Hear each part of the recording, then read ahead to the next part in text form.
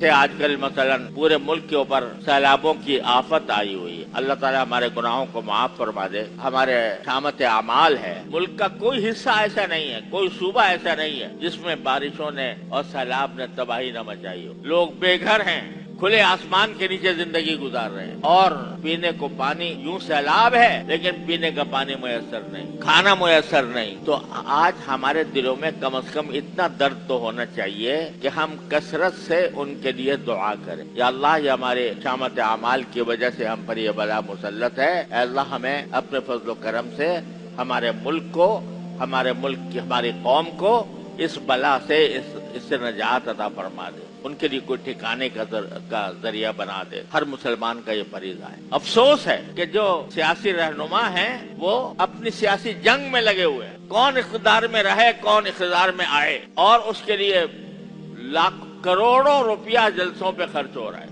لیکن زبانی دعووں میں، تقریروں میں اور بیانات میں اس پیسے خرچ ہو رہے ہیں اور وقت بھی خرچ ہو رہا ہے۔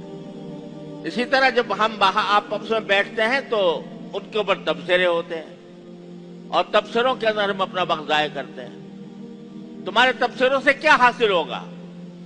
کچھ بھی نہیں۔ یہی وقت اگر اللہ تعالیٰ کی طرف رجوع کر کے اللہ تعالیٰ سے مانگو کہ یا اللہ ہمارے ملک کے حالات کی اصلاح فرما دیجئے، ہمیں اچھے حکمران عطا فرما دیجئے، ہماری حکومت کو ہدایت عطا فرما دیجئے، ہمارے لیڈروں کو ہدایت عطا فرما دیجئے، اور اللہ جو سیلاب کی مصیبت آئی ہوئی ہے اس سے ہمیں نجات عطا فرما دیجئے، تو ذکر میں صرف ہو رہا ہے یہ وقت۔ اور اللہ تبارک و تعالی اگر ہمارے گناہوں کی مغفرت فرما دیں گے تو انشاءاللہ یہ مصائب بھی دور ہو جائیں گے۔ ہر مسلمان کا یہ کام ہے کہ اپنا وقت اس میں خرچ کرے۔ اللہ تبارک و تعالی اپنے فضل و کرم سے، اپنی رحمت سے ہمیں اس کی توفیق عطا فرمائے۔